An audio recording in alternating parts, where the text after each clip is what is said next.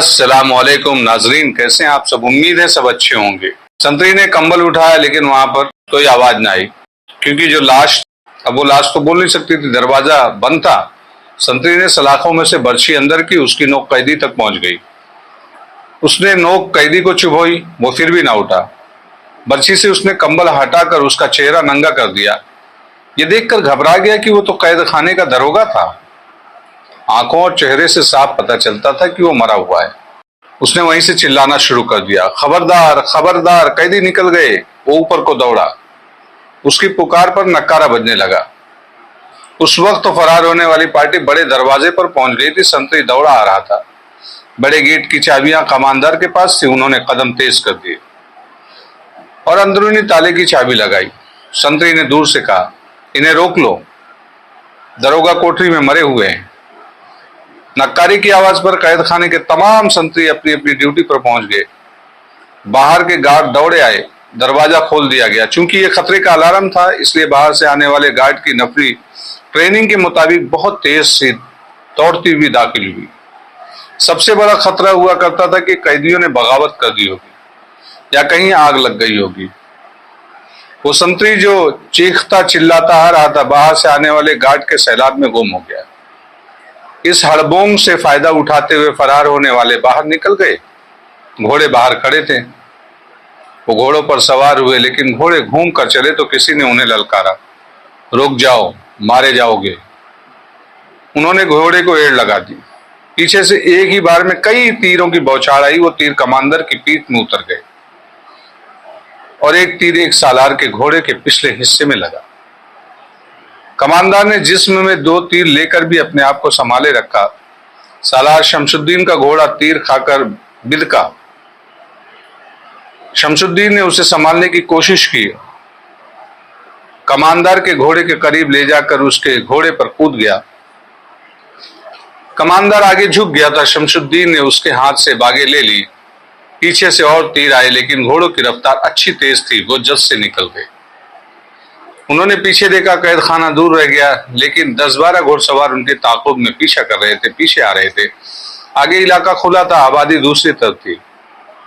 फरार होने वालों ने घोड़ों को तेज रफ्तार पर डाल दिया, चाबुक मारना शुरू कर दिया। उनके पास हथियारों की कमी थी। दोनों सालार निहत्थे थे। कमांडर शहीद हो रहा था। वो मुकाबला करने की हालत में नहीं थे। आगे चट्टाने और टीले आ गई। एक सालार ने कहा, बिखर जाओ, अकेले अकेले हो जाओ। संभलते हुए इधर उधर हो गए। ताकुब करने वाले अभी दूर थे। उन्होंने देखा कि फरार होने वाले एक दूसरे से दूर दूर होकर चट्टानों में गायब हो गए। वो सुस्त पड़ गए और निकलने वाले निकल गए। उस वक्त हलब के बाहर तीनों मुसलमान उमरा को जो कॉन्फ्रेंस मुनाकद हुई थी, बर्खास्त हुई। उन्होंने सुल्तान पर हमले का प्लान बना लिया था। ज्यादातर अकल मसीही मशीरों की इस्तेमाल की गई थी। उन्होंने ये भी तय कर लिया था कि तीनों फौजों की तरतीब क्या होगी। हमले के लिए गमसगीन की फौज को आगे रखना था। पहलू की जिम्मेदारी हलब की फौज की थी और पहले हमले के बाद दूसरा हमला, जो सुल्तान अय्यूबी के जवाबी हमले को रोकने के लिए करना था, सैफुद्दीन के सुपुर्द किया गया। सैफुद्दीन ने इस मुतहदा मुहाज को यह धोखा दिया कि वो अपनी फौज का एक हिस्सा अपने भाई अजीजुद्दीन मसूद की कमान में छोड़ आया था। मुश्तरका कमान को उसने ये बताया कि यह महफूज है, जिसे वो हंगामी हालत में इस्तेमाल करेगा। मगर अपने भाई को उसने कहा था कि वो हलब और हिरन की फौज की कैफियत देख कर आगे आए। अगर जंग की हालत हमारे खिलाफ होगी तो महफूज को मौसूल की दफा में इस्तेमाल किया जाए, और अगर जवाबी हमले के शरीक होना ही पड़ा तो यह शिरकत ऐसी हो कि मौसूल का और अपने मफाद का ज्यादा ख्याल रखा जाए। माह रमजान शुरू हो चुका था। उन तीनों फौजों में ऐलान कर दिया गया था कि जंग के दौरान रोजे की कोई पाबंदी नहीं। 3-4 रोज बाद तीनों फौज अपने अपने शहर से कूच कर गई। उन्हें करून हमा के करीब आकर इकट्ठे होना और हमले की तरतीब में आना था।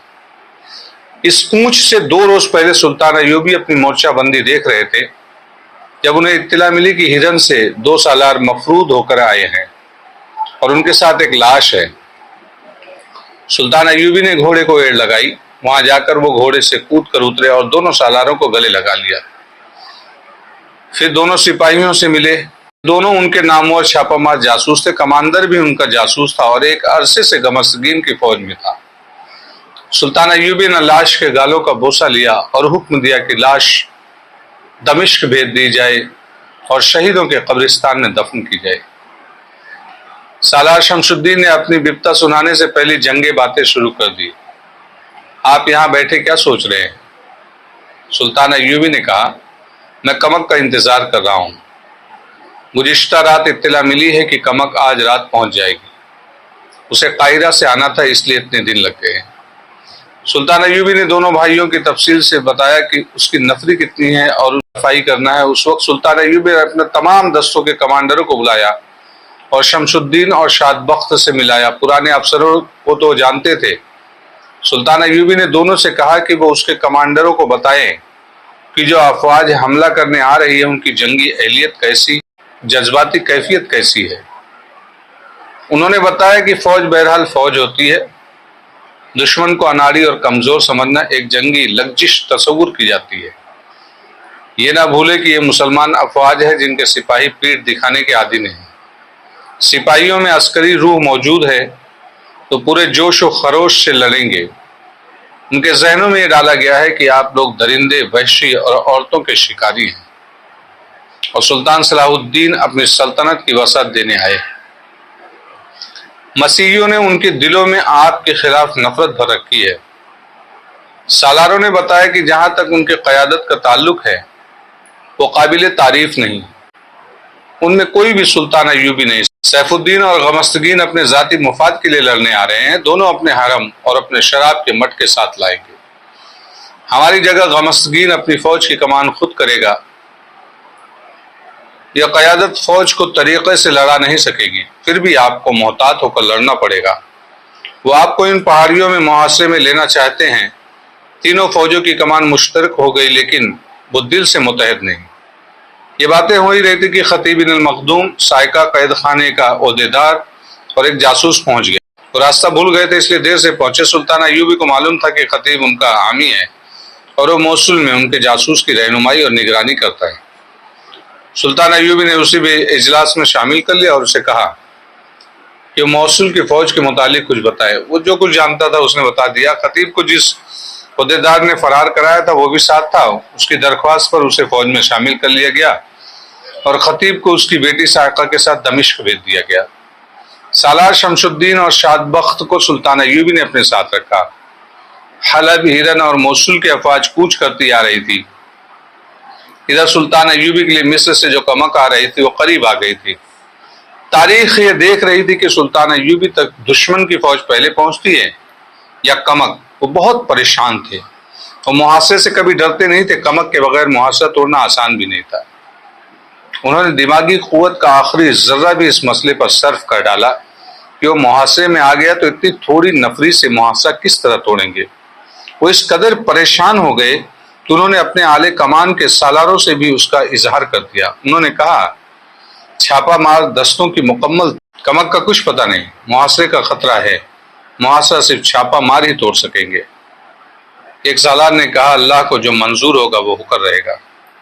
ये किला तो नहीं जिसमें महसूर होकर हम लड़ेंगे। इन चट्टानों पर हम घूम फिर कर लड़ेंगे। उस रात भी वो अच्छी तरह सो ना सके। उनके खेमे में कंदील जलती रही। उन्होंने मैदान जंग और उस इलाके का जो नक्शा बनाया उसको देखते और निशान लगाते रहते। अगर उन्हें कोई गैर फौजी देखता तो यही कहता कि वो शतरंज खेलने की मशक कर रहे हैं। सेरी खाने के लिए जब नक्कारे बजे और उनकी फौज जाग उठी तो उनकी भी आंख खुल गई। उन्हें दो खबरें इकट्ठे मिली। एक ये कि कमक पहुंच गई और दूसरी ये कि दुश्मन की अफवाज 8-10 कोस तक आ गई है और शायद कल ही हमारे सर पर आ जाएगी। ये देखभाल की किसी पार्टी का कमांडर था। उसने बताया कि दुश्मन की पेशकदमी 3 हिस्सों में हो रही है। एक हिस्सा आगे है, दूसरा पीछे और तीसरा उससे पीछे। सुल्तान अय्यूबी ने जो मालूमात लेनी थी ले ली। उन्होंने ये इत्तला लाने वालों को भेज दिया और दरबान से कहा कि वो छापामार दस्तों के कमांडर और कमक के आला कमांडरों को फौरन बुला लाए और उन्हें कहें कि वो सहरी उसके साथ खाएं। उन्होंने जल्दी जल्दी वजू किया और कमक आ जाने पर शुक्राने की नफिल पढ़ी। फिर खुदा से कामयाबी की इल्तिजा की। थोड़ी ही देर में छापामारों का कमांडर आ गया और उसके बाद कमक के 4 कमांडर आ गए। सहरी का खाना भी आ गया। कमक उसकी तवक्का से कम थी, लेकिन इन हालात में ये काफी थी। अलादिल ने असलहा जो भेजे थे उससे सुल्तान अयूबी मुतमईन हो गए। असलहे में छोटी और बड़ी मंजरीखें ज्यादा थी।